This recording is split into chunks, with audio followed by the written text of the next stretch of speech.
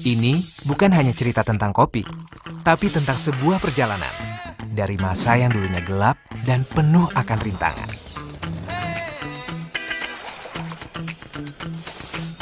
Kita melompat ke masa penuh harapan, maju bersama menggapai asa, membagi hangatnya semangat yang tidak mengenal batas.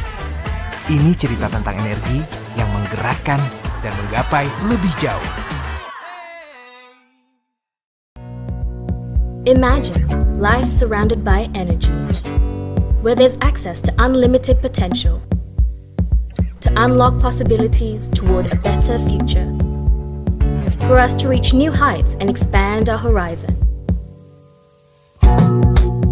Adaro promises to deliver energy to help build Indonesia.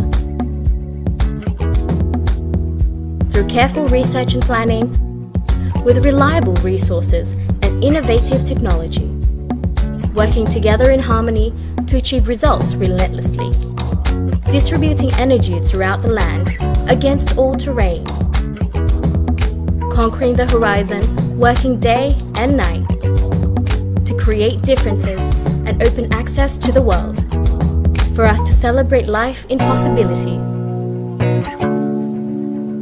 Adaro, energy for change. Energi menjadi kekuatan dan ketahanan sebuah negara. Iklim bisnis dan investasi yang dinamis membuat transisi sumber energi tak bisa ditepis. Sudah saatnya kita memanfaatkan sumber energi terbarukan yang ramah lingkungan dan terjamin ketersediaannya di masa depan. Kami hadirkan Future Energy Tech and Innovation Forum 2021 untuk para sahabat.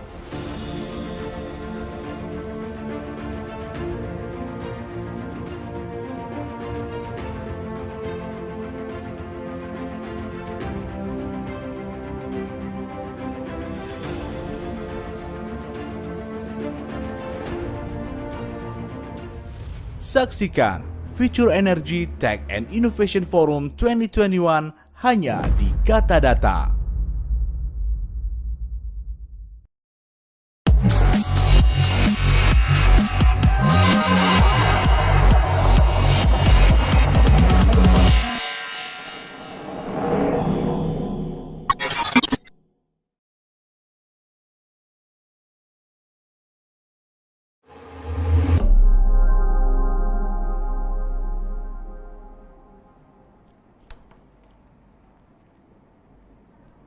Halo, selamat sore sahabat Kata Data, apa kabar Anda sore hari ini? Semoga Anda dalam keadaan sehat dan juga apapun aktivitas Anda sembari menyaksikan webinar hari ini. Jangan lupa untuk senantiasa dan terus menerapkan protokol kesehatan dimanapun Anda berada, karena saat ini kita masih berada di masa pandemi COVID-19.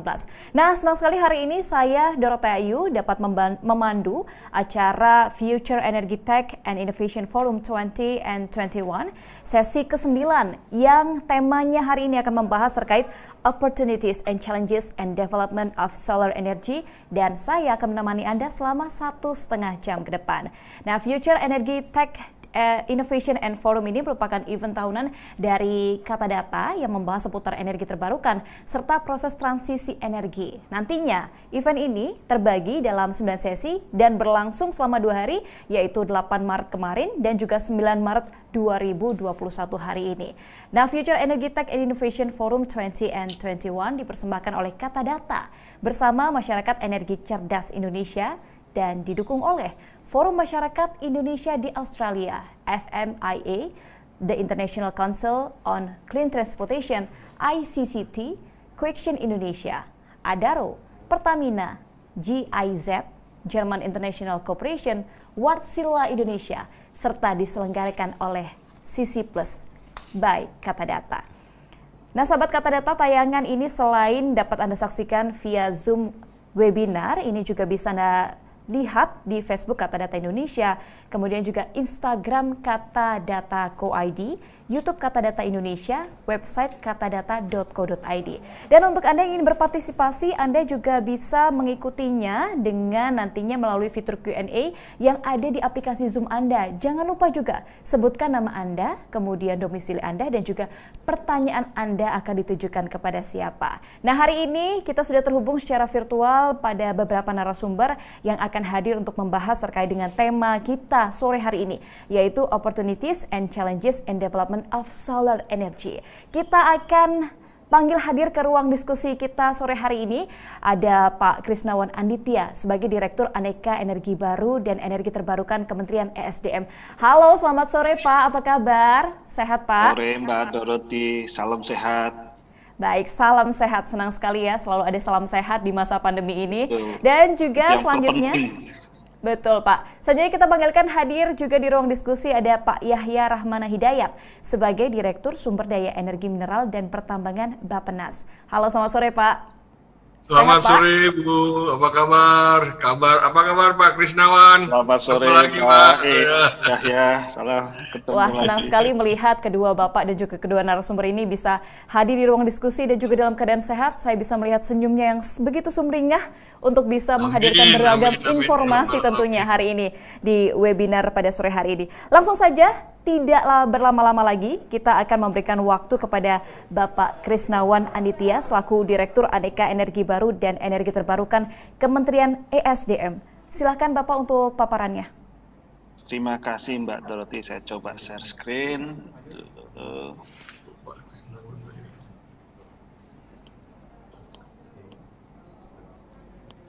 Oke, sudah terlihat ya di dalam layar. Sudah Pak. Oke, Silakan, terima Pak. kasih. Assalamualaikum warahmatullahi wabarakatuh. Selamat sore dan salam sejahtera untuk kita semua. Salam sehat juga. Terima kasih kesempatan yang diberikan kepada kami dari Direktorat Jenderal Energi Baru Terbarukan dalam acara webinar Future Energy Tech and Innovation. Saya akan mencoba memaparkan materi terkait dengan energi surya di Indonesia, bagaimana kebijakannya, tren, program, dan outlook ke depannya. Saya akan memberikan sekilas informasi terkait konteks energi di Indonesia, kemudian transisi energi menuju energi bersih, sedikit informasi terkait dengan update regulasi, dan terakhir adalah closing. Sebagaimana kita ketahui bersama bahwa Indonesia sudah meratifikasi pengesahan Paris Agreement dalam Undang-Undang Nomor 16 Tahun 2016.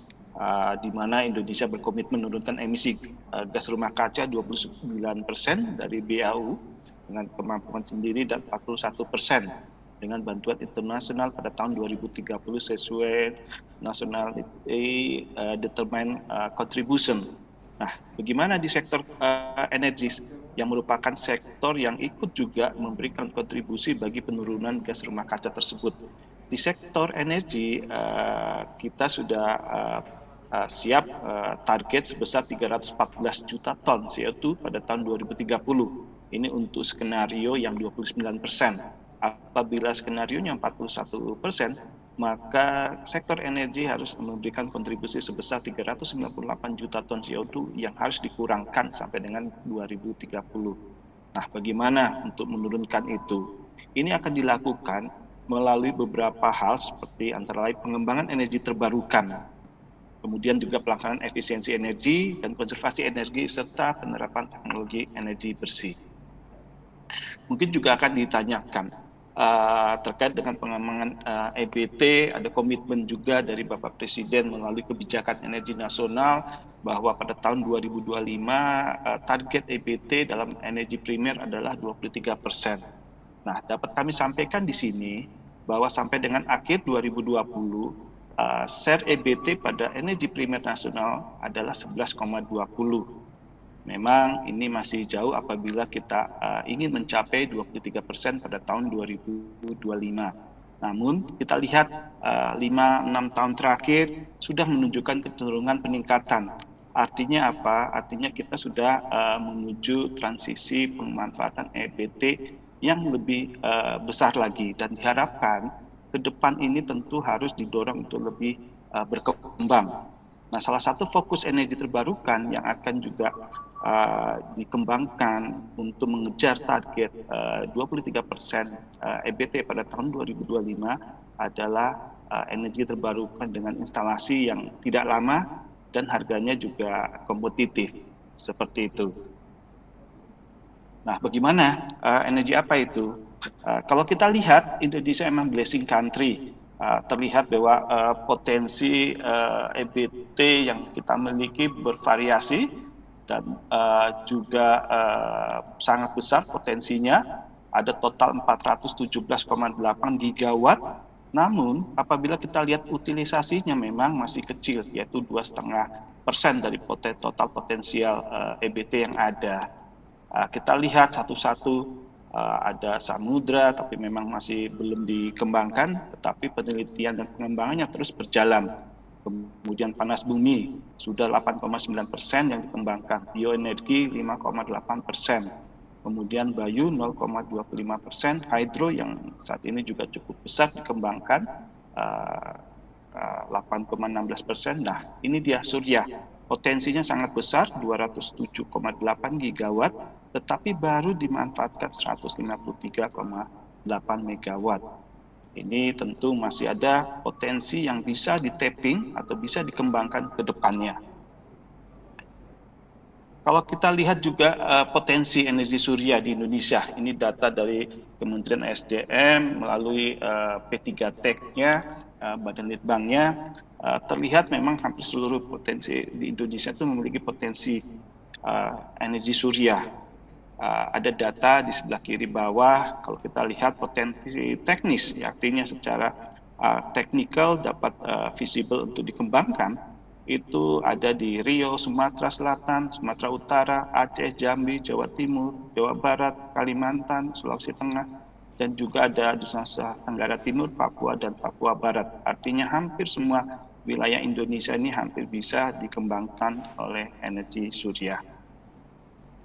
Nah, kalau kita kembali lihat kapasitas pembangkit yang sudah dikembangkan dari EBT berapa sih? Sampai dengan tahun 2020, kapasitas terpasang pembangkit EBT adalah sebesar 10,4 gigawatt. Kalau kita lihat trennya sudah meningkat, dan di sini kalau kita lebih fokus kepada PLTS, memang kapasitas di 2020 yaitu hanya 153,8 megawatt. Tetapi apabila kita lihat flashback 5 tahun ke belakang, pada saat itu di 2015 PLTS hanya 33,4. Saat ini sudah meningkat hampir 5 kali lipatnya dari posisi 2015. Nah, ini kita harapkan ke depannya tentu dapat lebih besar lagi yang dapat dikembangkan. Di tahun 2021 kita menargetkan kapasitas PLTS ini bisa menjadi 328 atau kurang lebih 2 kali lipat dari 2020. Namun ada beberapa hal yang bisa kita tambahkan dari target yang telah disiapkan di tahun 2021 ini.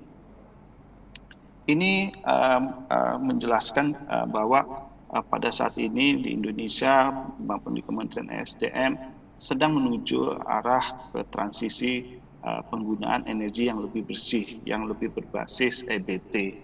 Dalam upaya untuk mempercepat proses transisi itu ada percepatan EBT, kendaraan listrik, efisiensi energi. Namun saya akan lebih fokuskan di dalam upaya percepatan EBT. Jadi ada beberapa langkah ataupun aksi yang akan dilakukan. Pertama yaitu substitusi energi primer, final. Ini menggunakan teknologi yang sudah ada, existing, tanpa merubah teknologi tersebut. Seperti penerapan B30 atau juga nanti co-firing yang sedang dijalankan, pemanfaatan RDF, kemudian juga konversi energi primer fosil. Tentu ini perlu dilakukan perubahan atas teknologi yang ada. Ini dilakukan untuk pembangkit-pembangkit fosil seperti PLTD atau PLTU, ini kita gantikan dengan PLT EBT. Kemudian juga kita mendorong pemanfaatan biogas dan pelet untuk memasak. Nah, yang ketiga, ini yang terkait dengan topik kita pada sore hari ini adalah penambahan kapasitas EBT itu kita dorong untuk memenuhi demand dengan fokusnya kepada PLTS. Seperti itu. Yang terakhir adalah pemanfaatan EBT non-listrik, non-BBM seperti briket dan pengiriman produk pertanian biogas. Nah, kenapa PLTS? Sebagaimana kita tadi ketahui, kita memiliki potensi di seluruh Indonesia. Pemasangannya juga cepat, 12 bulan paling lama. Kemudian juga nanti harganya akan kami sampaikan. Nah, sampai dengan tahun 2035, ini sesuai dengan draft strategi energi nasional yang sudah disusun oleh Kementerian SDM, direncanakan sampai dengan 2035 itu penambahan kapasitas baru untuk pembangkit EBT adalah 38 gigawatt, seperti itu. Kemudian juga kita memprioritaskan tadi PLTS dan biaya investasi makin rendah. Nah, kita juga berupaya menginisiasi NTT sebagai lumbung energi surya karena potensinya sangat besar di provinsi tersebut. Nah, ada beberapa upaya percepatannya yang akan dilakukan. Pertama, implementasi peraturan Presiden, kemudian pengembangan biomas melalui kebun hutan energi, sinergi perizinan PLTA, kemudian juga ada pembangunan PLTN. Tetapi yang terkait dengan PLTS, kita juga akan berupaya memperbaiki peraturan Menteri SDM terkait PLTS atap.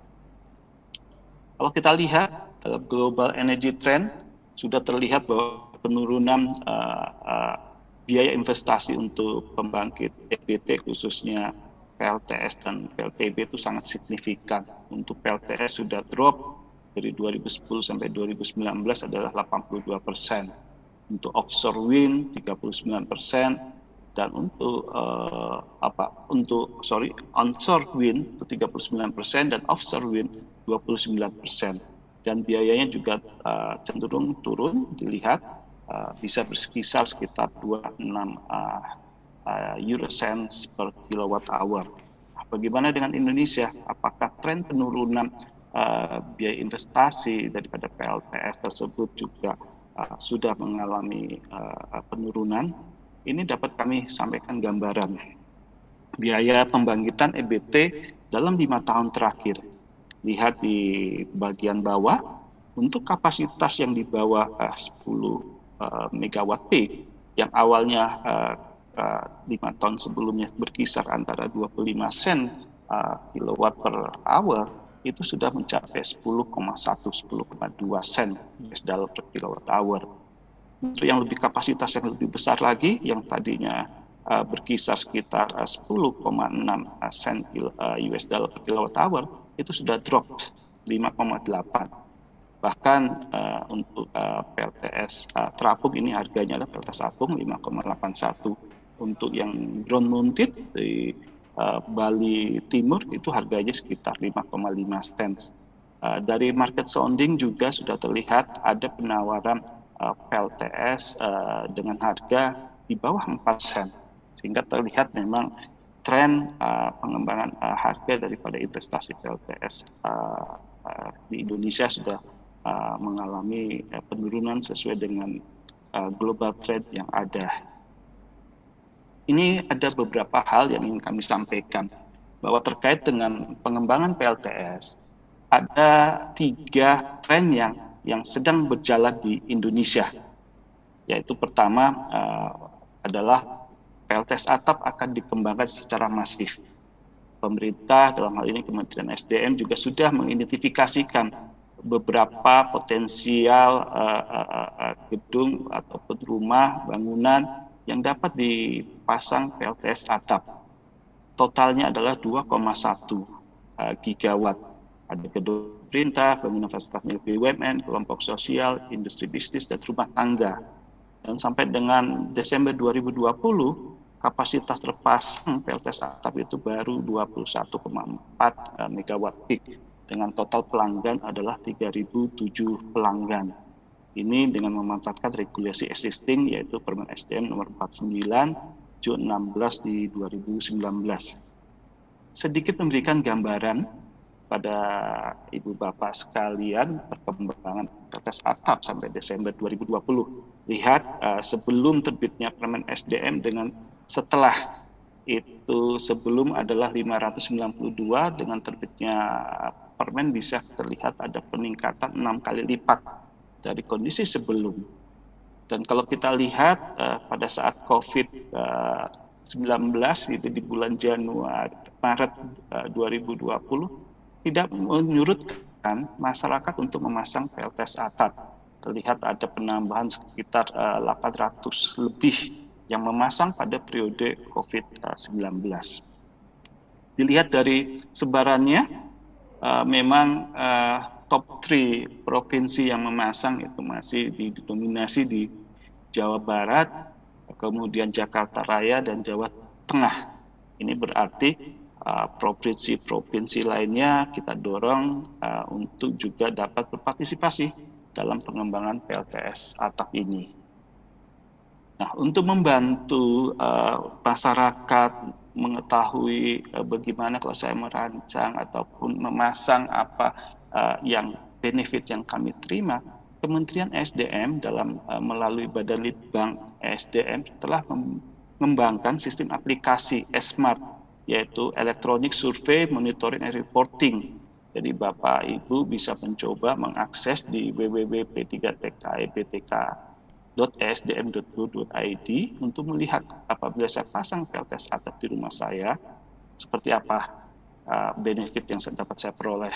Nah, ini yang kita juga dorong startup bisa juga mengembangkan aplikasi sejenis sehingga animo ataupun informasi terkait pemasangan PLTS atap juga bisa diketahui oleh seluruh lapisan masyarakat. Hal yang kedua terkait dengan pengembangan PLTS di Indonesia adalah bahwa pengembangan PLTS akan diarahkan kepada yang sifatnya big size atau skala solar farm yang awalnya hanya 1 megawatt atau 5 megawatt, 10 megawatt, ini lebih daripada itu, bisa 25 megawatt, 50 bahkan giga. Seperti contoh PLTS di NTT Sumba 2 gigawatt ini akan direncanakan dikembangkan, saat ini sedang dilakukan studinya dan akan diinterkoneksikan ke sistem Jawa Bali sistem seperti itu. Kemudian di PLTS Kalbar dikomunikasikan impor listrik dari Sabah, itu bisa dapat 1 gigawatt. Kemudian lahan bekas tambang dengan PLTS terapungnya 1 gigawatt, ini listrik dari Indonesia Power dari market sounding itu di bawah 4 cents atau 3,7 cents. Seperti itu, dan juga akan diarahkan dalam pengembangannya di bekas area pertambangan, lahan tidak produktif, dan pemanfaatan waduk. Nah, tren yang ketiga pengembangan PLTS atap, pengembangan PLTS di Indonesia adalah mengembangkan PLTS terapung. Kita sudah memiliki success story, the largest floating solar PV di ASEAN dengan kapasitas 145 megawatt AC, yaitu Cirata. Sudah dilakukan Science Memory Project Kick-Off ceremony-nya dan diharapkan dapat beroperasi sesuai dengan yang direncanakan. Nah, melihat kesuksesan dari PLTS terapung Cirata, maka Kementerian SDM telah mengidentifikasikan potensi-potensi PLTS terapung di waduk atau di danau. Dapat terlihat di sini wilayah-wilayah yang akan dikembangkan. Total potensi ada 28 gigawatt, namun kita melihat yang bisa koeksis ataupun berdekatan dengan lokasi PLTA itu sebesar 12 gigawatt di 28 lokasi. Ini potensi yang kita dorong untuk dapat dikembangkan, karena melihat dari sukses dari PLTS apung Cirata, harga yang ditawarkan 5,8, bahkan beberapa sudah ada penawaran 3,7 sen US dollar per kilowatt. Kemudian terkait regulasi, Bapak Ibu mungkin sudah mengetahui, kita sudah memiliki Permen SDM nomor 49 kondisi seperti ini. Nah, sebagai langkah untuk mendorong pengembangan PLTS atap lebih masif lagi dan menarik minat daripada masyarakat, Saat ini Kementerian SDM melalui Ditjen Energi Baru Terbarukan dan Konservasi Energi sedang melakukan revisi kembali terhadap Permen SDM terkait PLTS atap. Ada beberapa hal yang akan dilakukan pembahasan dan perbaikan perubahan. Pertama adalah ketentuan dalam ekspor yang awal semula 65%, ini akan kita dorong lebih besar dari 65%. Ini sebagai insentif bagi masyarakat yang ingin memasang PLTS atap. Kemudian kelebihan akumulatif selisih tagihan yang semula hanya pada bulan ketiga, kita akan lihat juga akan diperpanjang seperti itu. Kemudian juga mekanisme pelayanan yang selama ini masih offline, kita akan wajibkan berbasis aplikasi online. Jadi yang manual susah di trace, ini akan kita berbasis aplikasi. Kemudian ini akan juga diperluas, yang selama ini hanya untuk pelanggan PLN, ini akan diperluas untuk pelanggan di luar PLN, seperti wilayah usaha, seperti itu. Kemudian aturan yang baru juga yang sudah diterbitkan, yaitu tentang pemberlakuan SNI wajib ya, Permen SDM tentang penerapan standar kualitas modul fotovoltaik silikon kristalin. Di sini akan berlaku baik itu produsen, importen. Tujuannya bukan lain adalah bagaimana produk-produk yang dijual di masyarakat itu betul-betul telah memenuhi aspek keselamatan sehingga konsumen yang akan memasang juga terjamin keamanan dan kualitas seperti itu. Yang berikutnya adalah terkait dengan ketentuan harga. Jadi tadi untuk pengembangan PLTS atap, kita akan merevisi Permen SDM tentang PLTS atap. Nah, untuk yang sifatnya utilitas skala besar, kita mendorong dengan RPRPres harga EBT. Di sini, di dalam RPRPres ini ada 3 skema yang ditawarkan untuk harganya, yaitu feed-in tarif. Ini untuk berlaku untuk EBT dengan kapasitas sampai dengan 5 megawatt. Kemudian ada harga patokan tertinggi, ini berlaku untuk pembangkit EBT di atas 5 megawatt. Dan yang terakhir adalah harga kesepakatan, yaitu untuk special case pengembangan EBT. Seperti contoh PLTA piker, kemudian juga PLTS sampah, BBN, ataupun energi laut, seperti itu. Dan ini juga nanti ada faktor lokasi yang dapat ditambahkan dalam harga jual tersebut. Ini yang mungkin bisa kami sampaikan di dalam pengembangan tentu PLTS atap yang semakin dikembangkan. Ada beberapa hal yang memerlukan dukungan semua pihak. Bagaimana pasar yang besar ini tentu dilihat secara positif baik di dalam negeri maupun pengembang investor dari luar negeri. Saat ini beberapa tantangan pengembangan energi surya adalah kemampuan industri dalam negeri yang masih baru tahap assembly ya, modul suryanya.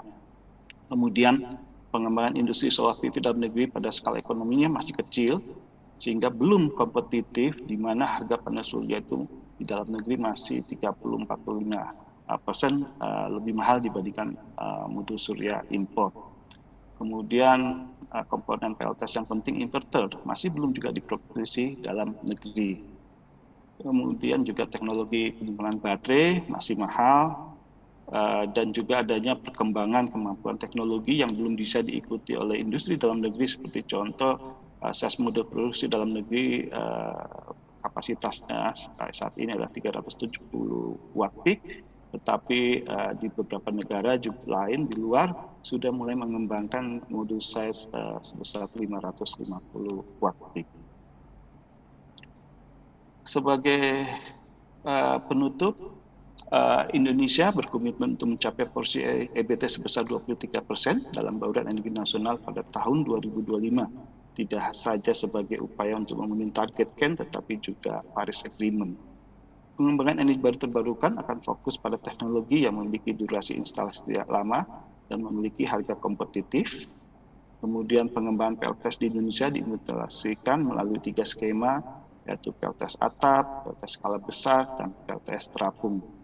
perbaikan regulasi akan menjadi kunci untuk mendukung percepatan transisi energi menuju energi baru terbarukan, termasuk diantaranya Undang-Undang EBT, Peraturan Presiden mengenai EBT, serta Permen SDM mengenai PLTS atap. Demikian yang dapat kami sampaikan, Mbak Dorothy.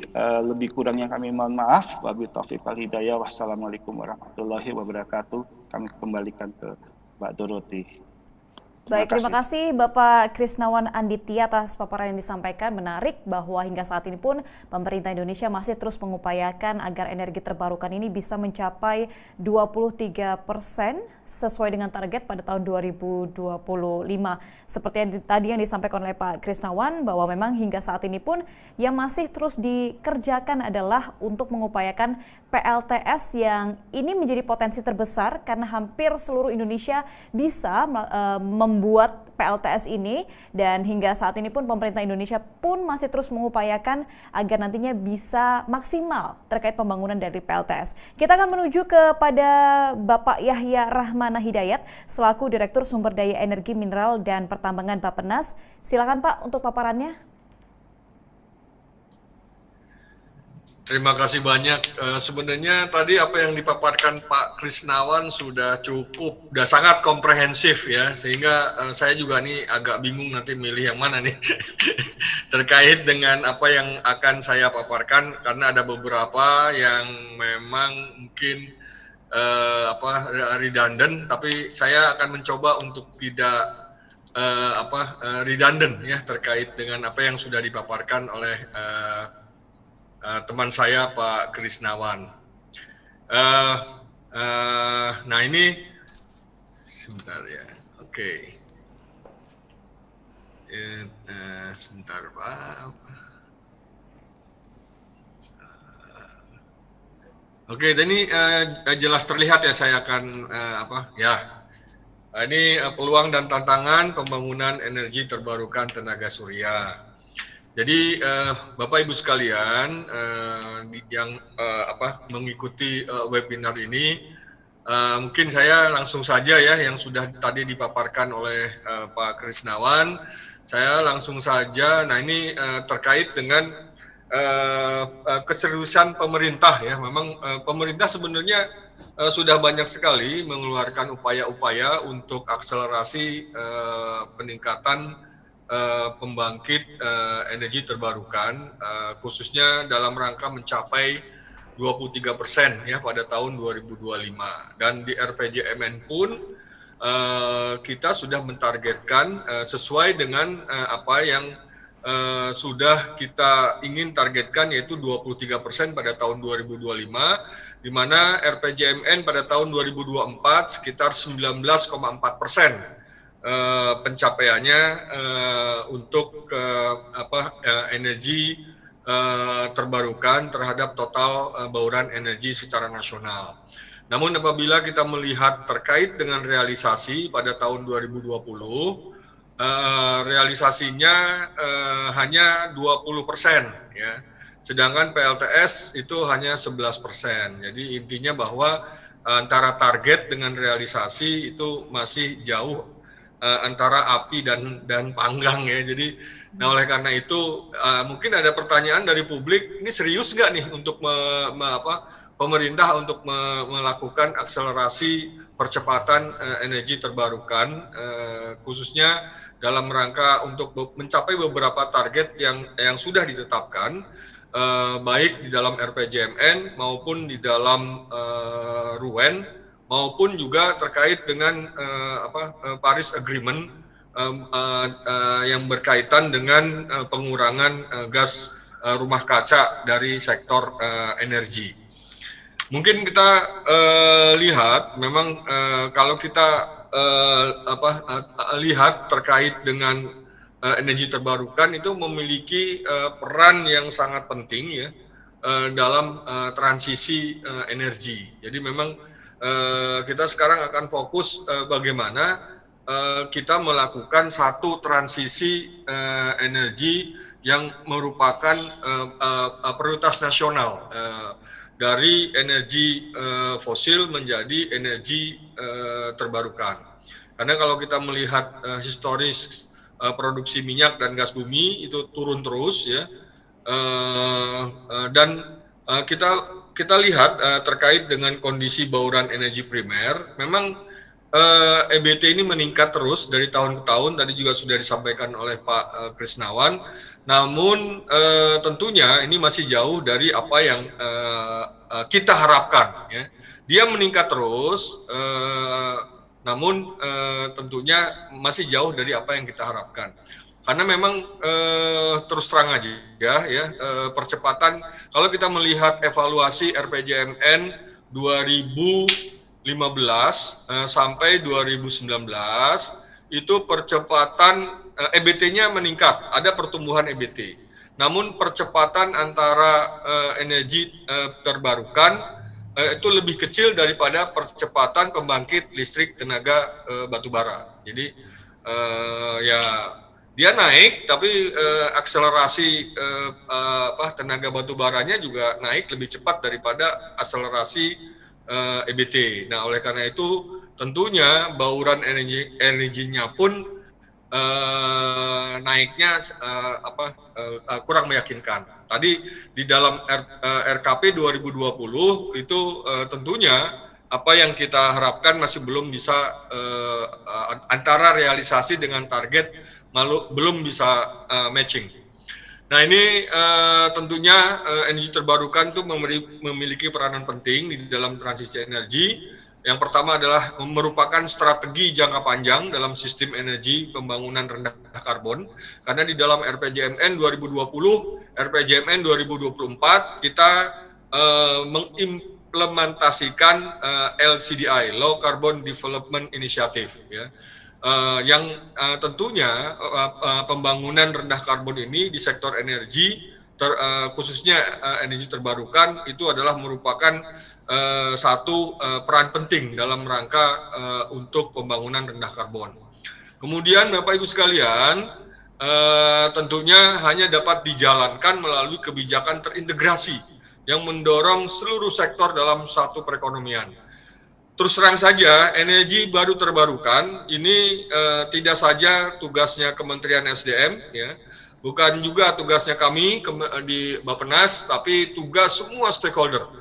Karena tentunya energi terbarukan perencanaannya tanpa integrasi, harmonisasi, ya, misalnya di sektor energi, di sektor industri, di sektor transportasi, di sektor lain-lainnya, tanpa ada satu perencanaan yang terintegrasi, tentunya akan sangat sulit dalam rangka untuk bisa mempercepat pelaksanaan akselerasi pemanfaatan energi baru terbarukan.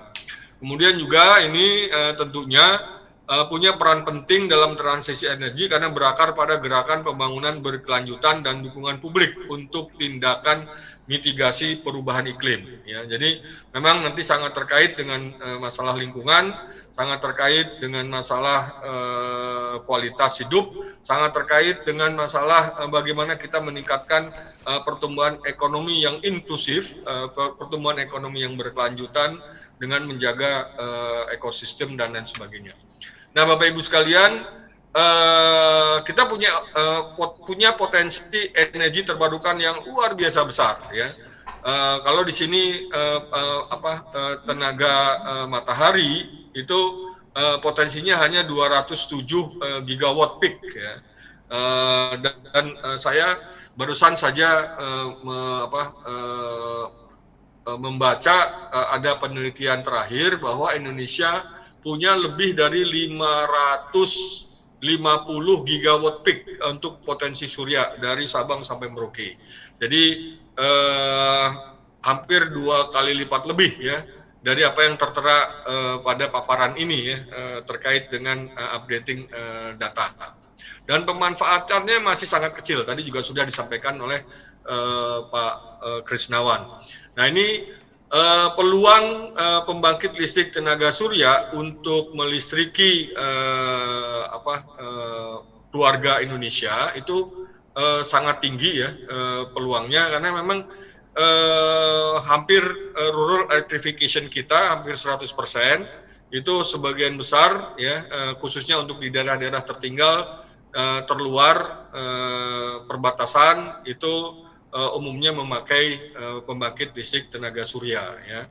Walaupun tentunya kalau kita melihat rural electrification sudah hampir terpenuhi karena di tahun 2021 seharusnya 21%. Namun dari sisi kualitas ya, dari sisi kualitas ini masih tentunya kita perlu peningkatan ya.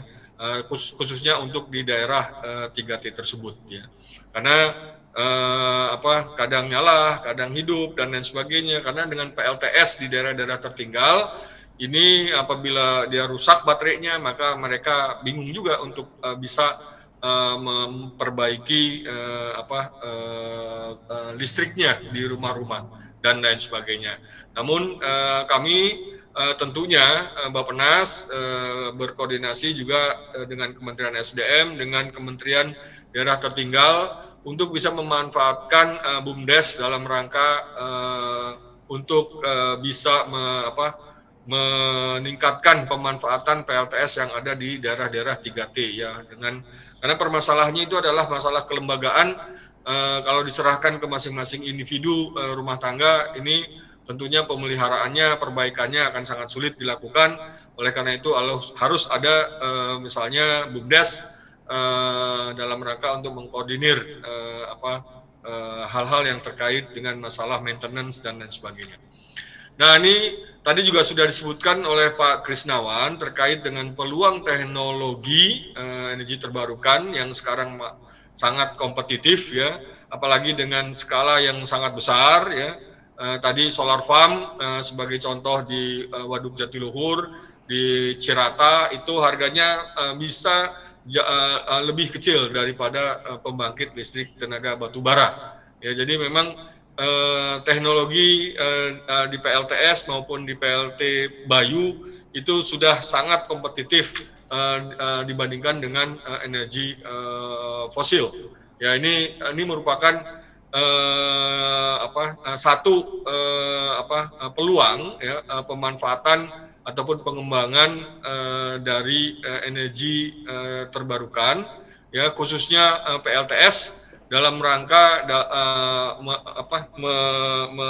meningkatkan atau menjalankan transformasi ekonomi nasional, karena pembangunan PLTS itu akan menyerap tenaga kerja yang cukup signifikan ya. Jadi job creation per gigawatt hours itu lebih tinggi dibandingkan dengan batubara. Jadi pembangunan PLT Surya mendorong job creation 2,7 kali lebih tinggi dibandingkan dengan batubara. Nah, ini Bapak Ibu sekalian, tentunya di sini kita melihat job years per gigawatt hours-nya dari beberapa perbandingan antara energi terbarukan dengan energi dari fosil, khususnya batubara. Nah, tentunya ini sangat terkait, tadi juga sudah disampaikan oleh Pak Krisnawan, terkait dengan bagaimana kita untuk mencapai bauran energi 23% pada tahun 2025 tanpa adanya satu afirmasi intervensi dari pemerintah ya, dalam rangka untuk kita mendorong pembangunan EBT dalam pembangunan energi Indonesia. Jadi sense of impact pembangunan PLTS ini ada 3 skenario ya. 1 gigawatt solar future dilaksanakan hanya oleh rumah tangga pada tahun 2030 ya, ada 500.000 residential rooftop ya, 4 juta solar panel per 250 megawatt ya. Kemudian kalau skenario kedua 10 gigawatt solar future dilaksanakan hanya oleh rumah tangga, bisnis, IPP dan PLN pada tahun 2030, 4 gigawatt residential solar, 3 gigawatt industrial komersial solar, 3 gigawatt utility scale solar farm, itu akan create 40 juta solar panel per 250 megawatt. Jadi diperlukan lahan hampir 10 kali lipat, yaitu 100 km persegi. Kalau kita large scale for the future in number, 100 gigawatt solar future sebagai solar power bisa sebagai growth driver ya.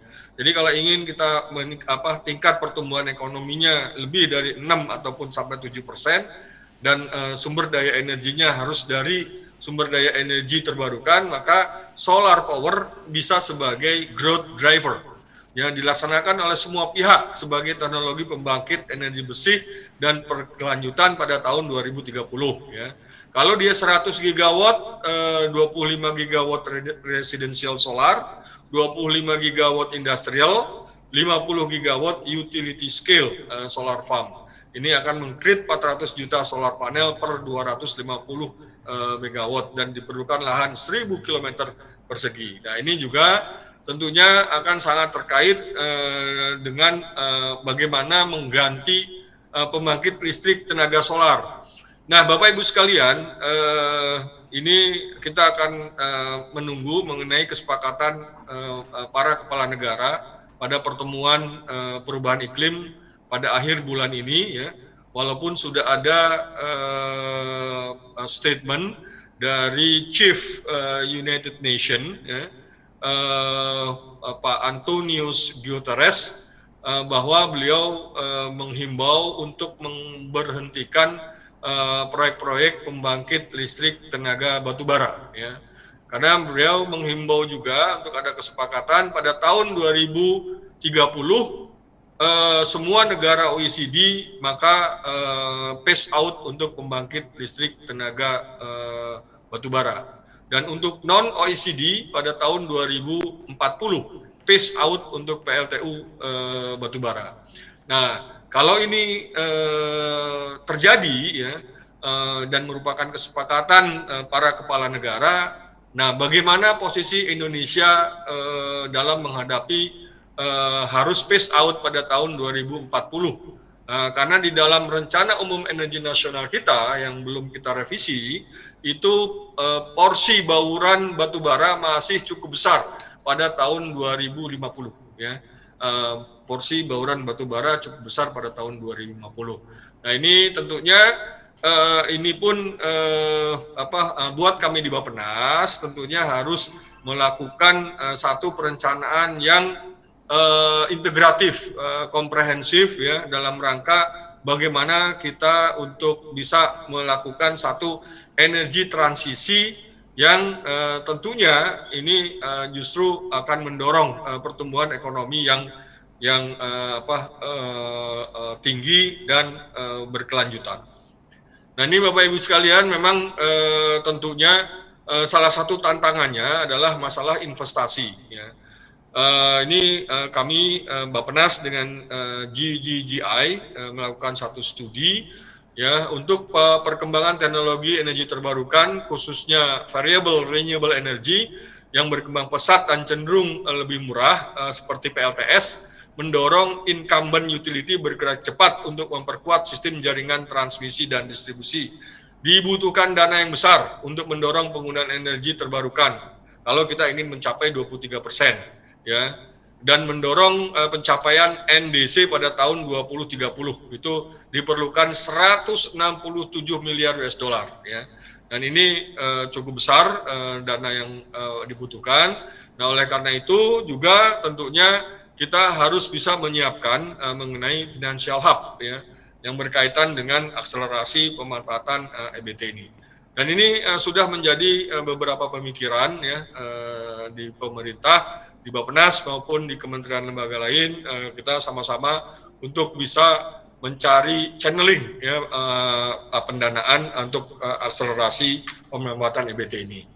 Nah, ini tentunya kalau kita lihat terkait dengan ketertarikan investasi ya para investor di negara-negara tetangga ya, ini Indonesia termasuk paling rendah di tahun 2019 ya. Ini kalau bahkan Filipina lebih menarik ya bagi investor untuk investasi di bidang EBT. Ya, kita kalah dengan Vietnam 26, kita masih peringkat 40. Ya, tahun 2018 peringkatnya 30, 2019 malahan naik. Makin rendah itu ketertarikannya makin bagus ya. Di sini Indonesia, tapi kita masih mempunyai peluang besar untuk mendorong pengembangan investasi energi terbarukan. Ya. Kita masuk ke daftar 40 negara yang menarik untuk investasi, ya, berdasarkan indeks Renewable Energy RECAI, ya, dibandingkan dengan negara tetangga seperti Filipina, Vietnam, Thailand. Tingkat ketertarikan investasi Indonesia masih relatif di bawah negara-negara tersebut. Ya, kemudian kalau kita juga melihat dari sisi pertumbuhan energi terbarukan, justru Indonesia ini mengalami investasi EBT yang menurun, ya, dari 4,18% menjadi 3,6% pada waktu yang sama pada tahun 2019. Ya, ini juga mungkin dikarenakan karena regulasi, ya, regulasi yang terkait dengan akselerasi pemanfaatan EBT belum begitu menarik para investor. Nah, ini ada beberapa tantangan, tadi juga ada sebagian yang sudah disampaikan oleh teman saya, Pak Krisnawan. Yang pertama adalah PLTS Surya itu membutuhkan pembiayaan yang cukup besar, ya. Nah, oleh karena itu juga kita sedang memberikan satu insentif, ya, terkait dengan masalah ini untuk mengurangi biaya produksi PLTS, seperti misalnya pemanfaatan lahan, ya, lahan-lahan pemerintah bisa digunakan untuk pembangkitan tenaga surya seperti waduk, kemudian lahan bekas tambang, kemudian lahan-lahan yang tidak produktif.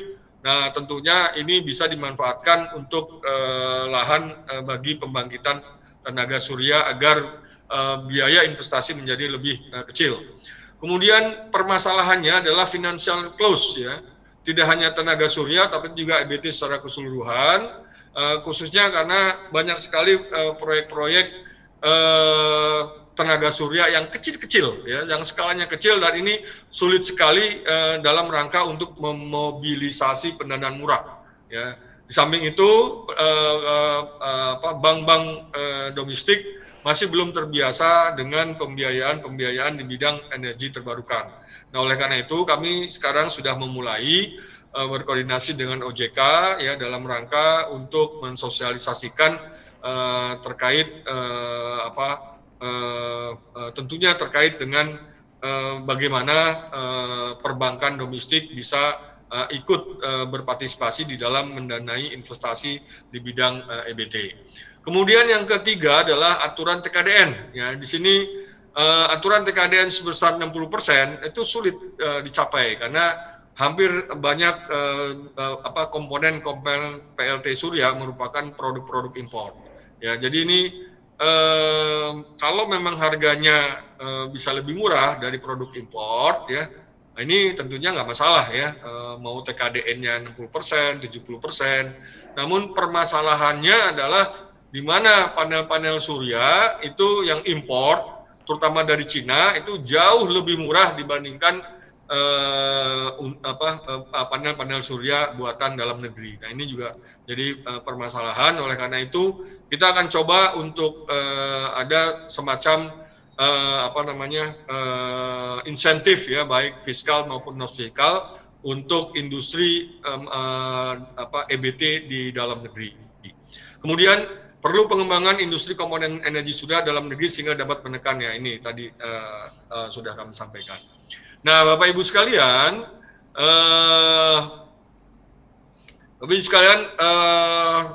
tadi tantangan berikutnya adalah PLT Surya membutuhkan yang cukup besar, ya.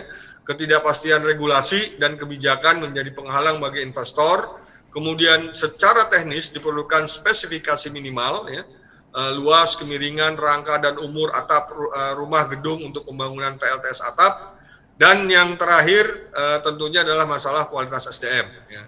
Ini juga penting sekali karena SDM kita masih, kalau kita lihat, ya, pemetaan terkait dengan kualitas SDM di bidang EBT itu masih sangat-sangat langka. Ya. Oleh karena itu tentunya kita harus bisa melakukan lompatan-lompatan, ya, dalam rangka untuk pembangunan vokasi-vokasi yang terkait dengan teknologi di bidang EBT. Nah, ini Bapak Ibu sekalian, kami sedikit, ya, sebelum mengakhiri, sedikit memberikan rekomendasi. Tentunya ini masih ada beberapa hal yang kurang, rekomendasi dari yang apa yang kami paparkan, nanti mungkin akan kami tambahkan. Yang pertama adalah pembangunan PLTS skala besar, dengan memanfaatkan lahan bekas tambang, lahan tidak produktif, tadi sudah saya sebutkan. Kemudian yang kedua adalah pembangunan PLTS atap dengan memanfaatkan atap rumah tangga, gedung pemerintah, dan bangunan industri atau badan usaha.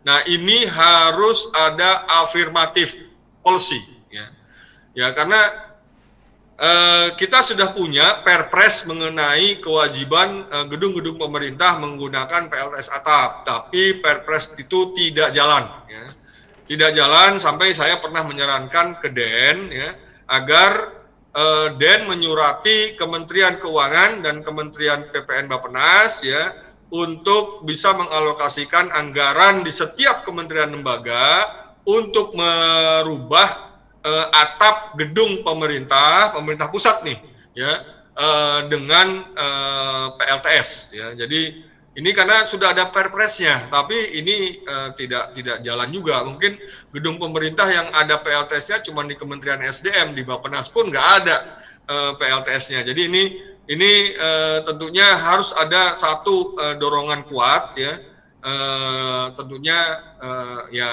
kemarin kami sudah menyarankan agar Dewan Energi Nasional untuk menyurati Kementerian Keuangan, Kementerian Bappenas untuk dialokasikan anggaran PLTS atap di masing-masing gedung pemerintah. Jadi kami tidak mengharapkan anggaran itu dari Kementerian SDM, kasihan juga karena banyak sektor-sektor yang juga prioritas yang perlu dibiayai oleh anggaran APBN-nya Kementerian SDM. Jadi sebaiknya ada dibiayai oleh masing-masing anggaran di masing-masing KL. Kalau bisa itu sampai ke pemerintah daerah, pemerintah provinsi maupun pemerintah kabupaten. Jadi himbauan tersebut agar bupati ataupun gubernur untuk melaksanakan perpres agar setiap gedung pemerintah digunakan dengan bisa memanfaatkan tenaga surya untuk sebagian pembangkitan tenaga listriknya.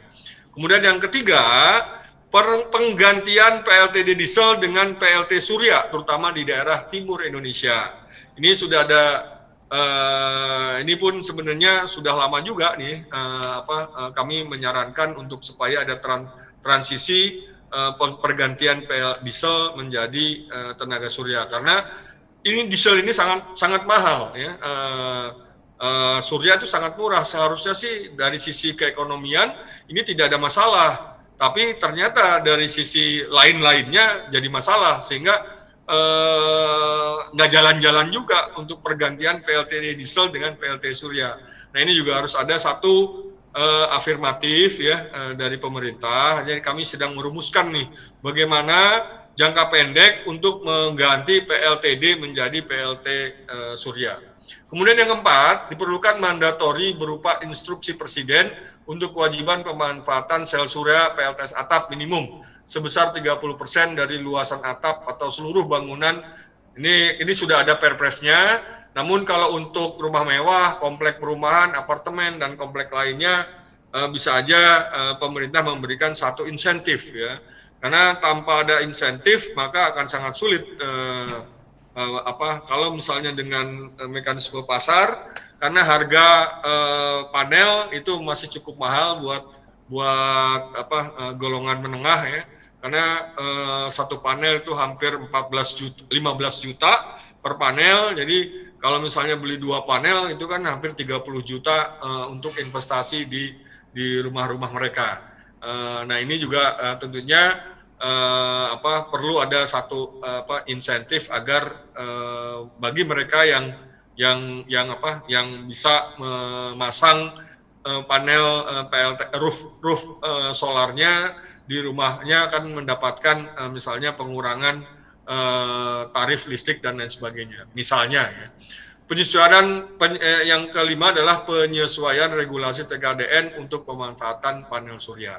Dan ini tentunya satu hal lagi yang kami akan masukkan adalah pembangkit Karena di dalam RPJMN kami untuk pembangkit EBT itu masuk di dalam prioritas nasional, tapi belum kami masukkan di dalam major project di dalam RPJMN. Jadi atas arahan dari Bapak Menteri, untuk rencana kerja pemerintah di tahun 2022 akan kami masukkan major project dari energi terbarukan, ya. Khususnya untuk PLTS, panas bumi, PLT Bayu, dan biomas, ya. Ataupun ET-ET yang lainnya, ya, yang sekiranya memang readiness kriterianya siap dilaksanakan untuk sampai tahun 2024. Jadi kita akan tetapkan di dalam RKP, ya, walaupun nanti pendanaannya tidak hanya dari APBN, dari BUMN, bisa juga dari swasta dan lain sebagainya. Kalau dia sudah masuk major project, maka tentunya ini menjadi kewajiban kita bersama untuk bisa merealisasikannya. Mungkin itu Bapak Ibu sekalian, terima kasih. Wabillahi taufiq wal hidayah. Wassalamualaikum warahmatullahi wabarakatuh. Kita akan sambung dengan tanya jawab ya nanti ya. Terima kasih. Baik, terima kasih Pak Yahya Rahmana yang sudah menyampaikan terkait paparannya. Menarik sekali tadi apa yang disampaikan oleh Pak Yahya. Salah satunya adalah pentingnya energi terbarukan saat ini adalah terkait untuk strategi jangka panjang, kemudian dapat dijalankan apabila melalui kebijakan terintegrasi yang mendorong seluruh sektor, kemudian juga ini berakar pada pembangunan berkelanjutan. Namun sayangnya tadi yang sempat disampaikan oleh Pak Krisnawan dan juga Pak Yahya, ini menyampaikan bahwa salah satu potensi terbesar yang ada di Indonesia ini adalah dengan menggunakan PLTS. Namun hingga saat ini kapasitas terpasangnya PLTS di Indonesia ini masih relatif sangat kecil. Tadi ada beberapa masalah yang juga disampaikan oleh Pak Krisnawan dan juga Pak Yahya, bahwa ini terkait pembiayaan, kemudian terkait aturan dan juga kualitas SDM.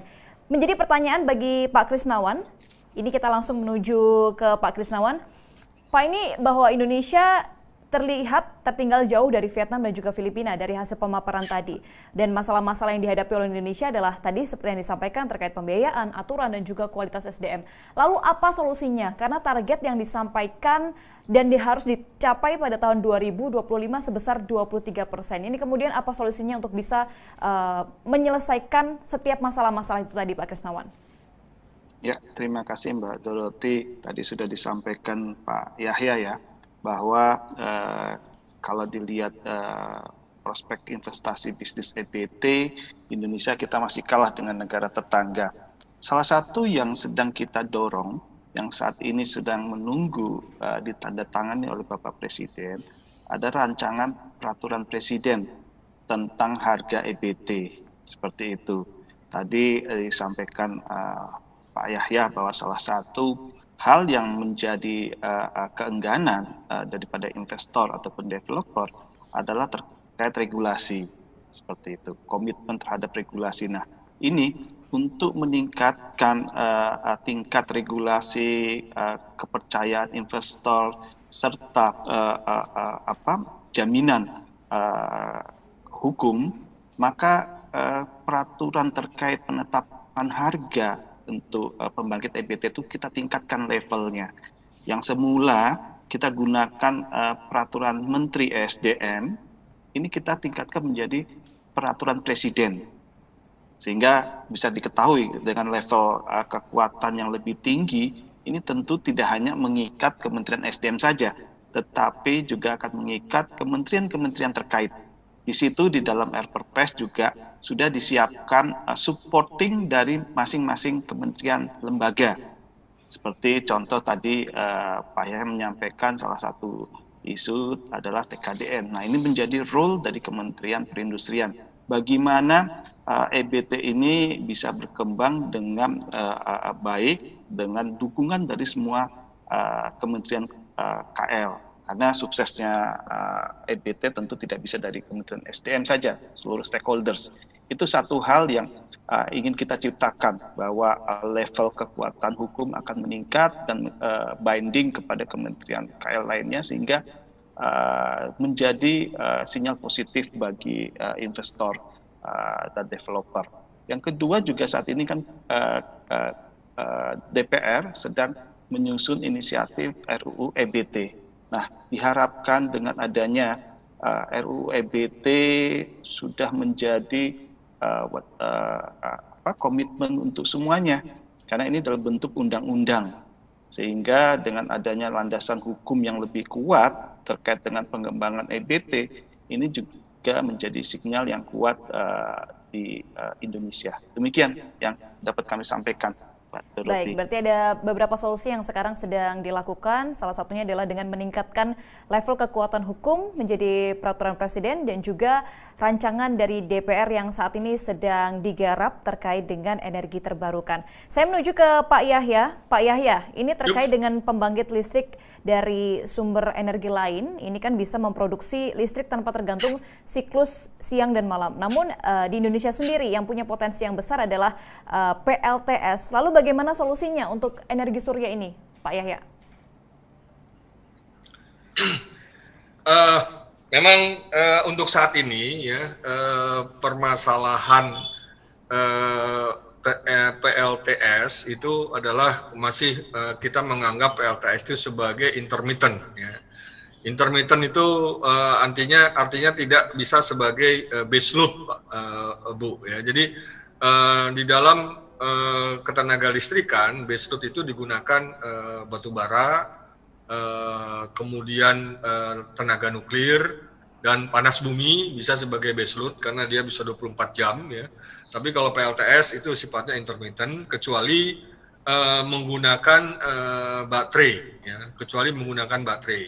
Nah, untuk saat ini sebenarnya harga baterai pun sudah bisa menurun, biaya untuk baterai sudah cukup signifikan turun ya dibandingkan 5 atau 10 tahun yang lalu. Jadi 5-10 tahun yang lalu permasalahan utama dari PLTS itu adalah masalah baterai, karena baterai ini cukup mahal, Bu, dibandingkan panel suryanya. Jadi untuk PLTS ya sebenarnya komponen biaya yang besar selain lahan ya, lahan karena 1 megawatt itu butuh lahan 1 hektar ya. Jadi kalau 100 megawatt itu lahan yang diperlukan adalah 100 hektar. Otomatis kalau menggunakan tanah-tanah yang produktif itu kan ada yang namanya shadow price-nya justru akan menjadi lebih mahal. Oleh karena itu diharapkan penggunaan PLTS solar farm itu menggunakan lahan-lahan yang tidak produktif seperti waduk ataupun lahan bekas tambang atau lahan yang tidak produktif lainnya gitu kan. Kalau lahannya itu bagus untuk ditanami pohon padi ya jelas nggak bisa lah, harus dihitung biayanya kalau dengan PLTS. Nah, komponen yang kedua adalah baterai. Ya, baterai itu juga 5 tahun, 10 tahun yang lalu juga cukup mahal, sehingga PLTS yang sekarang bekerja sama PLN beli adalah PLTS yang sifatnya intermittent, artinya nggak pakai baterai. Jadi seperti PLTS yang sekarang sudah dibeli oleh PLN adalah PLTS yang nggak pakai baterai karena itu harganya bisa lebih murah dari batu bara. Nah, oleh karena itu kalau misalnya nanti nih saya tuh kadang-kadang mikirnya begini, Bu.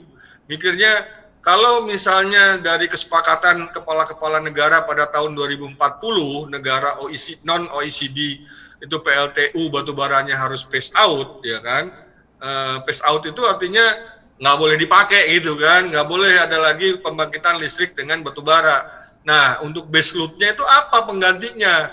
Apakah nanti dengan PLTS dengan baterainya, apakah dengan tenaga panas bumi? Panas bumi kita luar biasa banyak, Bu, potensinya ya.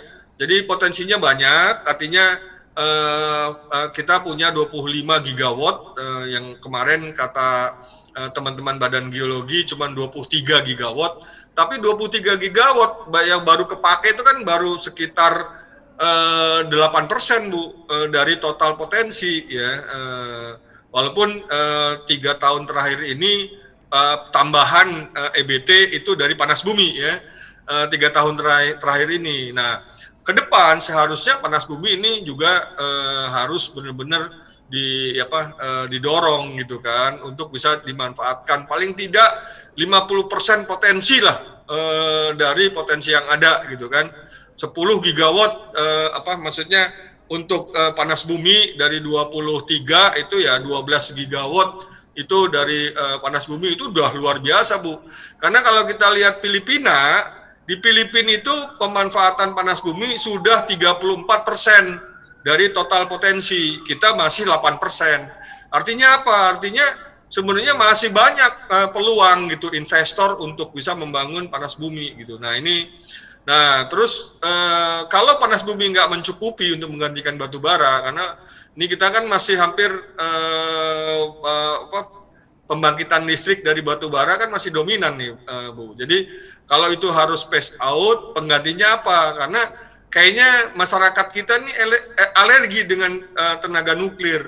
Padahal yang namanya cadangan nuklir, saya dengar nih benar tidaknya, yaitu nanti teman-teman Kementerian SDM khususnya Badan Geologi, saya dengar justru cadangan dunia itu setengahnya ada di Indonesia untuk uranium gitu. Jadi artinya walaupun di RPJP 2005-2025 itu ada pada tahun 2017 dibangun PLTN skala pilot, ya kan. Kemudian di RPJMN sekarang juga ada. Kita sebutkan lagi waktu itu menterinya sekarang Menteri Ristek ya Pak Bambang Brojo agar dimasukkan PLTN di dalam RPJMN, diharapkan tahun 2022-2023 itu sudah ada persiapan untuk membangun PLTN. Nah, tapi kalau saya berbicara di dalam forum-forum atau mendengar webinar-webinar, kayaknya belum ada tuh usulan-usulan PLTN dan lain sebagainya. Ya, memang kita permasalahannya kita begitu banyak ya sources dari EBT, dan ada pendapat bahwa ngapain juga harus ada PLTN gitu, pakai aja EBT gitu. Nah ini kalau kami sih sebenarnya kebijakan diversifikasi energi itu ya EBT oke, kita dorong, PLTN juga ya nggak apa-apa walaupun kecil porsinya, tapi paling tidak kita punya menguasai teknologinya lah gitu kan. Bila mana nanti ada pengganti baseload ya PLTN juga bisa untuk Nah, seperti negara-negara kayak Jepang, kayak Eropa gitu kan, mereka sanggup, oke, kita berhentikan PLTU. Mereka punya PLTN, Bu, gitu. Jadi mereka berhentikan PLTU, mereka punya PLTN. Coba kalau PLTN-nya disuruh berhentiin juga, mungkin mereka juga nggak akan bisa terpenuhi dari EBT semua gitu, karena mereka masih punya PLTN. Kayak Jepang di tahun 2040 juga sama, nggak ada batu bara, mereka punya PLTN. Nah ini dia Rusia tuh 70% PLTN, Bu, sisanya EBT ya. Memang udah PLTU-nya udah, walaupun dia punya cadangan PLTU yang coal yang begitu besar. Nggak, maksud kami sih ingin nanti mengusulkan ke depan ya Bappenas kan juga akan didukung oleh kajian-kajian yang ada agar batu bara itu menjadi cadangan strategis nasional ya. Kalau darurat aja dipakai gitu kan, kalau nggak darurat ya nggak usah dipakai batu bara gitu. Jadi oleh karena itu, karena apapun ya pertambangan batu bara itu ternyata dampak terhadap pengembangan wilayah juga nggak signifikan. Berapa tahun di Kalimantan pembangunan batu bara, tapi apakah pertumbuhan ekonominya bisa sampai 10% dengan adanya pembangunan batu bara? Ternyata tidak juga. Pada saat harga batu bara anjlok ya, pada saat pertumbuhan ekonominya juga anjlok gitu. Jadi wah ini tentunya kan harus ada satu transformasi ekonomi. Jadi Bappenas ini mulai RKP 2022 itu mengusulkan tema transformasi struktural. Jadi harus sungguh-sungguh transformasi struktural. Salah satunya adalah di dalam transformasi struktural adalah mentransformasikan dari energi fosil ke energi EBT. EBT itu tidak energi terbarukan ya, kalau bisa ada energi barunya juga. Karena orang-orang sudah mulai membicarakan energi hidrogen, ya kan? Kita juga nuklir juga sebenarnya termasuk energi baru. Mungkin itu, Bu. Jadi intinya bahwa kalau sudah ada teknologi baterai, ya, ini PLTS itu bisa diandalkan sebagai baseload juga, selain panas bumi dan pembangkit panas bumi dan PLTS maupun tenaga nuklir bisa sebagai base load ya. Mungkin itu, Bu. Baik. Sedikit Terima kasih. Mbak Doroti menambahkan juga tadi sekaligus menjawab pertanyaan di chat Pak Aris ini terkait dengan PLTS yang hanya operasinya hanya sekian jam, 4-5 jam lah seperti itu dan sifatnya yang intermitensi. Tadi sudah juga disampaikan Pak Yahya bahwa PLTS apakah sanggup dibangun di Jawa Bali itu memang kita lihat faktornya beberapa sepanjang banyak flexible power generation. Flexible power generation itu adalah pembangkit-pembangkit yang memiliki ramp-up ramp-down yang sangat cepat seperti contoh pembangkit gas seperti itu dan pembangkit PLTU pun juga bisa dikembangkan. Nah, salah satu yang kita lihat di Jawa Bali itu sedang disiapkan rencana pembangunan pump storage ya. Jadi di Jawa Bali direncanakan ada pembangunan pump storage 1000 megawatt Cisokan, kemudian hampir 1000 megawatt juga Matenggeng. Ini akan menjadi salah satu juga storage. Jadi tadi disampaikan Pak Yahya bahwa untuk storage, untuk pembangkit yang variabel renewable energy itu bisa dari baterai atau dari sumber pump storage ini. Jadi kami juga tentu dalam mengusulkan pengembangan PLTS melihat kondisi sistem, tetapi pembangkit-pembangkit yang existing seperti PLTU pun apabila dipasang dengan load frequency control itu juga dapat mengatur kecepatan daripada PLTS ketika dayanya hilang dan juga perkuatan sistem dengan adanya devices ataupun dengan pengembangan smart grid, maka sistem daripada kelistrikan dapat lebih andal dan penetrasi dari pembangkit variabel renewable energy juga dapat ditingkatkan. Itu ya, tambahan dari kami.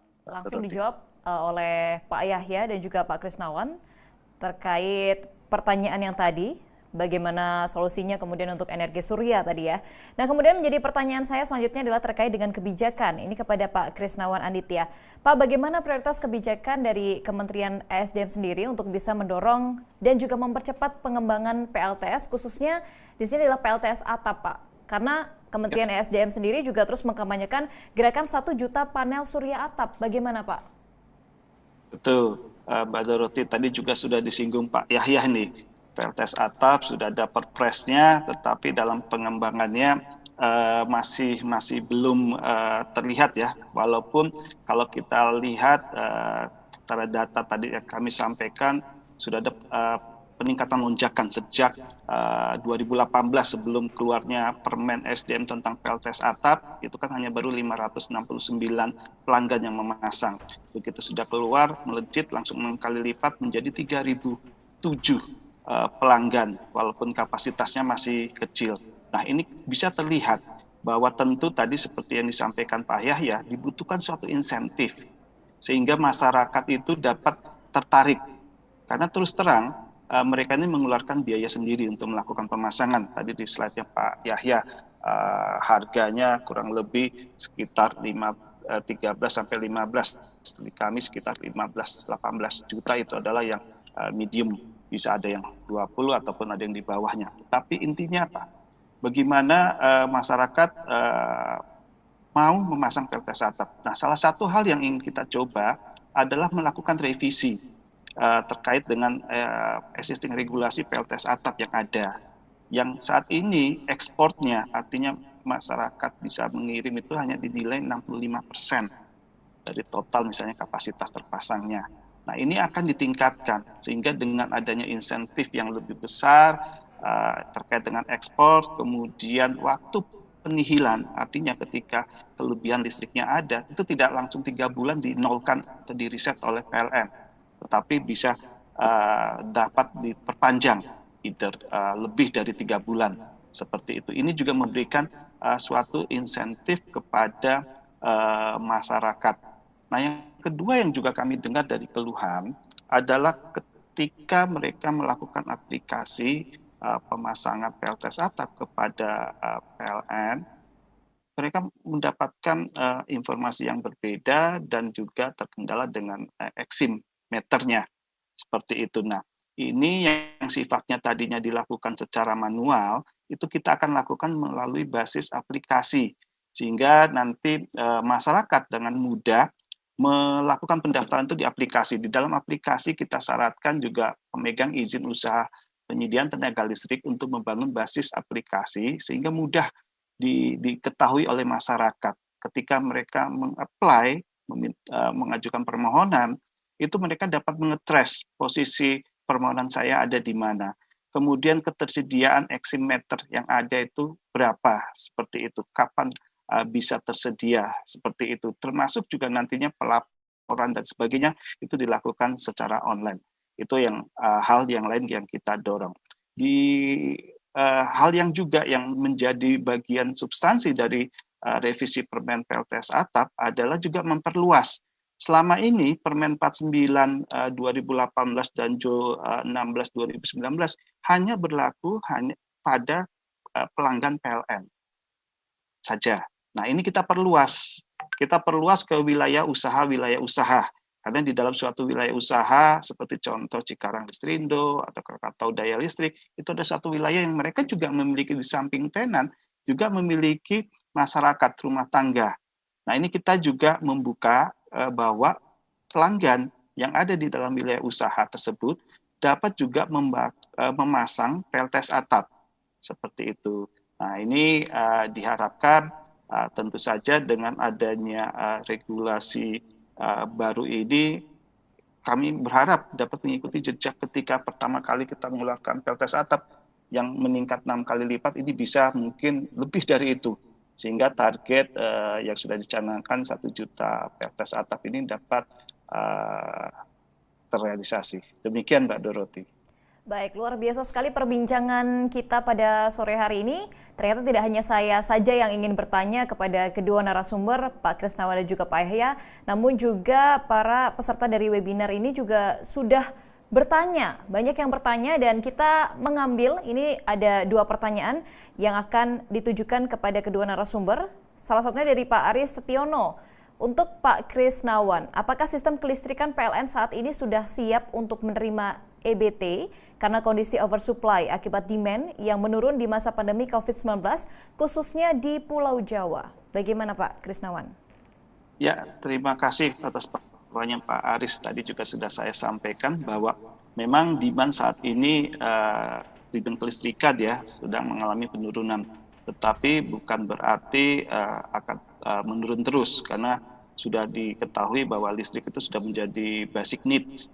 Pasti ketika program vaksinasi dan sebagainya berjalan dengan lancar, maka akan segera rebound dan pada saat itu suka dan tidak suka listrik itu harus siap seperti itu, sehingga tetap harus direncanakan penambahan kapasitas. Nah, apakah terkait dengan rencana pembangunan PLTS atap di Jawa akan sistem Jawa sudah siap? Tentu sistem Jawa adalah sistem kelistrikan yang sudah mature ya, sistem dibandingkan dengan sistem kelistrikan lainnya. Di sini kita sudah rencanakan pengembangan PLTS, baik itu yang sifatnya ground mounted ataupun PLTS apung yang mengikuti jejak sukses daripada PLTS apung Cirata. Kita sudah identifikasikan dan sudah akan dimasukkan di dalam rencana untuk dikembangkan. Bahkan penawarannya bisa lebih rendah daripada apa yang sudah ada di PLTS Cirata. Dan apakah sistemnya siap? Tadi sudah saya sampaikan beberapa pembangkit gas ada di PLN, kemudian PLTU-nya juga adanya pemasangan load frekuensi kontrol itu juga dapat membantu. Di samping sebagai storage-nya di Jawa Bali itu akan kembangkan pump storage Sisokan 1000 megawatt, kemudian ada pump storage Matenggeng, hampir kapasitasnya sama 1000 megawatt seperti itu. Nah, penetrasi yang ada dan di backup juga dengan PLTA, tentu saja ini dapat siap diterima oleh sistem Jawa Bali. Dan tentu simulasi dan fleksibilitas perencanaan dan operasi sistem perlu juga dikuasai oleh teman-teman PLN sehingga sistem dapat adaptif dan adaptabel terhadap perubahan frekuensi apabila PLTS atap beroperasi. Demikian Pak. Baik, semoga jawaban tadi memberikan jawaban bagi pertanyaan Pak Aris. Dan kita menuju ke pertanyaan selanjutnya, ada dari Johannes Bandung kepada Bapak Yahya. Untuk investasi pendanaan, apakah dimungkinkan DJ PPR Kemenkeu RI untuk membuat skema pendanaan dengan menerbitkan SBN Retail, seperti halnya SBN Retail suku Retail S014SR untuk pendanaan proyek daerah atau provinsi? Bagaimana Pak Yahya? Sebenarnya sangat bukan memungkinkan, memang ke pemerintah ya sudah mengeluarkan Green Sukuk, Bu. Green Sukuk itu bisa digunakan untuk investasi pembangkit EBT ya, baik skala kecil, menengah maupun skala besar. Jadi nggak masalah, Bu. Jadi terkait dengan pemerintah yang sudah mengeluarkan Green Sukuk ya, SR berapa tuh nomornya saya nggak hafal ya. Yang jelas sejak tahun yang lalu pemerintah sudah mengeluarkan Green Sukuk. Green Sukuk itu untuk apa ya? Untuk pembiayaan yang berkaitan dengan bagaimana mengurangi gas rumah kaca gitu kan, untuk lingkungan. Jadi salah satunya kalau di sektor energi ya pembangkitan energi terbarukan, Bu. Jadi bisa, sangat bisa gitu. Baik. Nah, kalau pemerintah daerah bisa saja nanti akses kepada, karena ini kan kalau terkait dengan mengeluarkan Green Sukuk itu kan adalah kewenangannya pemerintah pusat ya. Dalam hal ini Kementerian Keuangan. Apakah pemerintah daerah bisa? Ya ini tentunya nanti harus lihat dulu mengenai aturan-aturan terkait dengan masalah bisa nggak pemerintah daerah mengeluarkan Green Sukuk. Sepertinya sih belum ada, Bu ya. Jadi selama setahun yang lalu yang mengeluarkan Green Sukuk itu adalah pemerintah pusat. Baik. Selain Green Sukuk, Bu ya, selain Green Sukuk sebenarnya kita tuh sudah punya beberapa sumber pendanaan seperti misalnya Green Climate Fund, kemudian ada kita pinjam dari World Bank ya terkait dengan GRAM untuk eksplorasi lokasi-lokasi geotermal yang sangat beresiko, yang itu tentunya bisa sekali untuk insentif buat investor ataupun investor swasta menggunakan dana GRAM itu, dan itu sudah efektif sejak setahun yang lalu ya. Sejak September tahun 2020 sudah efektif. Tapi sampai saat ini dana GRAM yang ada di PT SMI belum bisa dimanfaatkan ya. Mungkin ya kalau menurut saya investor itu masih menunggu perpresnya yang dibuat Pak Krisnawan. Jadi terkait dengan pricing policy ya, karena dulu kan ada Permen 50 yang menghambat akselerasi pemanfaatan EBT. Nah, itu diganti dengan diperpreskan. Tapi sampai saat ini itu lagi ditunggu-tunggu nih sama investor. Kapan nih keluarnya perpres gitu kan? Padahal mereka sebenarnya sebenarnya terus terang aja, Bu ya. ET, energi terbarukan itu bagaikan gadis cantik, Bu, yang diperebutkan banyak orang. Jadi sebenarnya sekarang banyak investor yang sudah ingin beralih ke energi terbarukan. Sebagai contoh aja, Pertamina bikin definisi energi terbarukan. Pembangunan perumahan BUMN bikin definisi energi terbarukan. Itu bukan semata-mata diintervensi oleh pemerintah, karena memang inovasi mereka bahwa di bisnis ET itu memang memberikan perspektif yang luar biasa besar, karena sumber pendanaannya bisa lebih murah, kemudian juga lebih sustainable, ya kan? Kalau misalnya sekarang sebenarnya sudah banyak ya investor-investor yang melakukan kajian-kajian yang mereka nanti pakai biaya sendiri gitu. Nah, kita pemerintah seharusnya bisa memfasilitasi agar mereka itu bisa cepat-cepat membangun gitu, tidak hanya kajian aja gitu kan. Karena ini tentunya menunggu regulasi pemerintah yang mana sudah kita janjikan untuk bisa memberikan ketertarikan para investor untuk bisa berinvestasi di energi terbarukan. Itu Bu. Baik, terima kasih Pak Yahya. Artinya sangat mungkin terjadi untuk pertanyaan dari Pak Johannes tadi. Sayangnya pertanyaan Pak Johannes tadi menjadi pertanyaan pamungkas kita di diskusi hari ini. Namun harapannya adalah seluruh paparan yang disampaikan oleh Pak Krisnawan dan juga Pak Yahya ini menjadi jawaban yang baik bagi Anda yang bertanya-tanya terkait dan peluang dan juga tantangan bagi Indonesia untuk mencapai energi terbarukan. Tentunya ini adalah upaya yang harus kita kerjakan bersama karena seperti yang disampaikan oleh Pak Yahya tadi bahwa energi terbarukan ini menjadi sesuatu yang penting karena ini akan menjadi strategi jangka panjang, dapat dilakukan juga melalui kebijakan yang terintegrasi yang mendorong seluruh sektor. Artinya ini membutuhkan kerjasama banyak sektor dan ini juga nantinya akan berkaitan dengan kehidupan kita di masa mendatang karena ini akan berakar pada pembangunan berkelanjutan.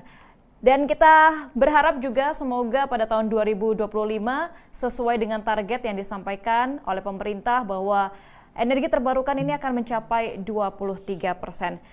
Terima kasih banyak kami sampaikan untuk para narasumber yang sudah hadir, Pak Krisnawan, Pak Yahya, untuk paparannya hari ini dan juga sahabat Kata Data yang telah berpartisipasi untuk bertanya dan mohon maaf kalau mungkin hanya 2 pertanyaan saja yang bisa disampaikan. Semoga lain kali nanti ada acara yang sama serupa juga yang nantinya bisa menjawab setiap pertanyaan dari sahabat Kata Data.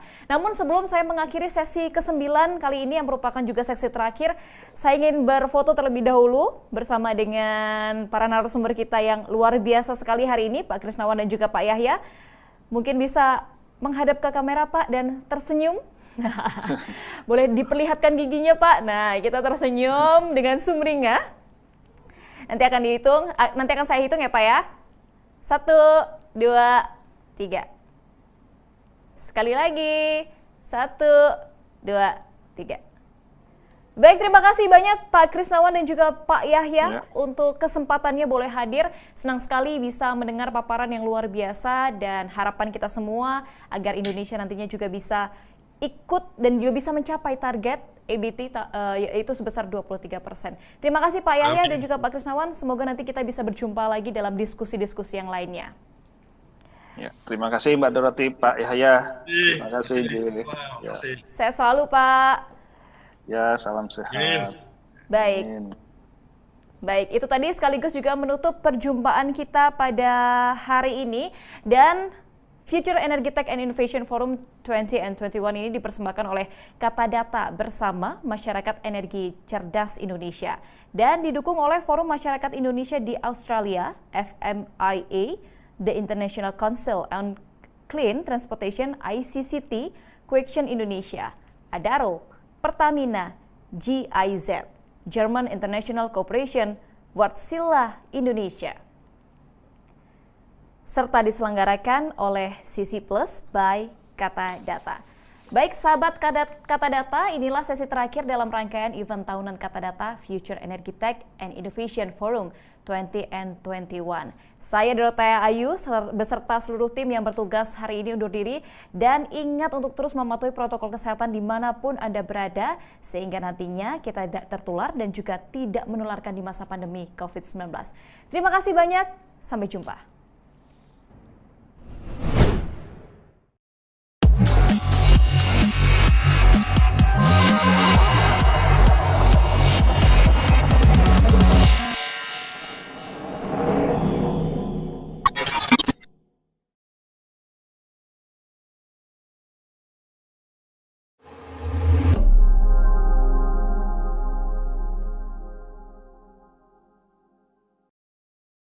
Ini bukan hanya cerita tentang kopi, tapi tentang sebuah perjalanan dari masa yang dulunya gelap dan penuh akan rintangan.